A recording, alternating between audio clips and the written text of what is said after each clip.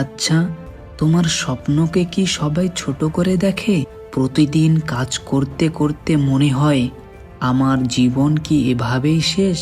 আমি কি অন্যদের মতো পপুলার বা রিচেস্ট পারসন হতে পারি না?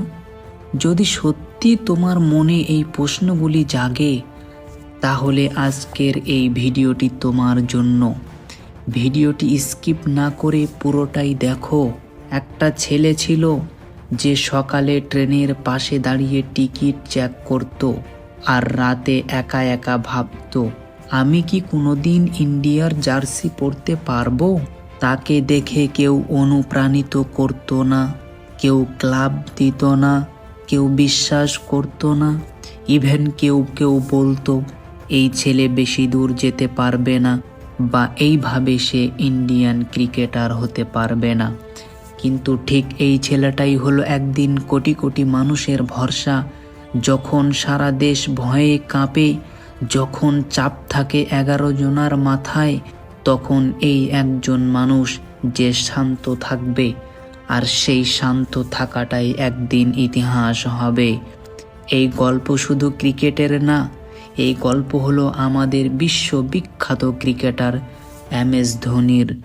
বন্ধুরা, ভিডিওটি শুরু করার পূর্বে বলবো, যারা এখনও আমার চ্যানেলটি সাবস্ক্রাইব করনি তারা সকলেই ভিডিওটিতে লাইক, কমেন্ট এবং সাবস্ক্রাইব করে নোটিফিকেশন বাটনটি অল করে রাখুন পরবর্তী ভিডিও সবার শুরুতে পাওয়ার জন্য। চলো সংক্ষেপে MS ধোনির সম্পর্কে জেনে নেই। MSD 7 জুলাই 1981 সালে ঝাড়খণ্ডের রাঁচি এলাকায় জন্মগ্রহণ করেন। ধোনি বড় হয়েছেন রাঁচির মতো ছোট শহরে। সুযোগ কম ছিল, কিন্তু স্বপ্ন ছিল বিশাল। তিনি গ্ল্যামার্স ক্রিকেটার ছিলেন না, ছিলেন একজন নিঃশব্দ ফাইটার। সিলেকশন আসেনি সহজে, ক্রিটিসিজম এসেছে বারবার। অনেকে বলতো এই ছেলে ইন্টারন্যাশনাল লেভেলের না, কিন্তু ধোনি জানতেন যে তার কঠোর পরিশ্রম আর প্রচেষ্টা একদিন তাকে তার শিখরে পৌঁছে দেবে। অবশেষে যখন সে ভারতীয় দলে সুযোগ পেল, 2007 সালে যখন ভারতীয় দল ভরসাহীন, ধোনি পেলেন captaincy, young team, no big stars, কিন্তু ধোনি ছিলেন শান্ত। পরবর্তীতে তার ক্যাপ্টেন্সিতে ইন্ডিয়ান টিম হলো T20 ওয়ার্ল্ড কাপ চ্যাম্পিয়ন। অনুরূপভাবে 2011 সালে কোটি কোটি মানুষের চোখে ভয়, কিন্তু ধোনির চোখে বিশ্বাস।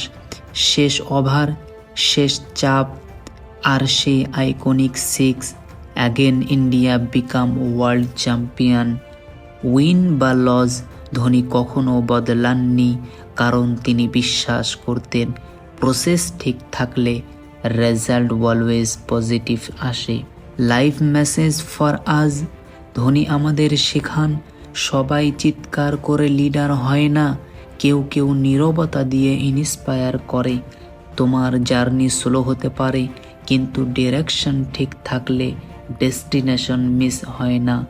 আজ যদি আপনি অবহেলিত হন, আজ যদি আপনার পরিশ্রম কেউ না দেখে, তাহলে মনে রাখবেন একদিন এই মানুষটাও ট্রেনের পাশে দাঁড়িয়ে টিকিট চেক করত। শান্ত থাকুন, নিজের উপর বিশ্বাস রাখুন, কারণ একদিন আপনিও স্ট্রং ফিনিশ করবেন, ঠিক MS ধোনির মতো।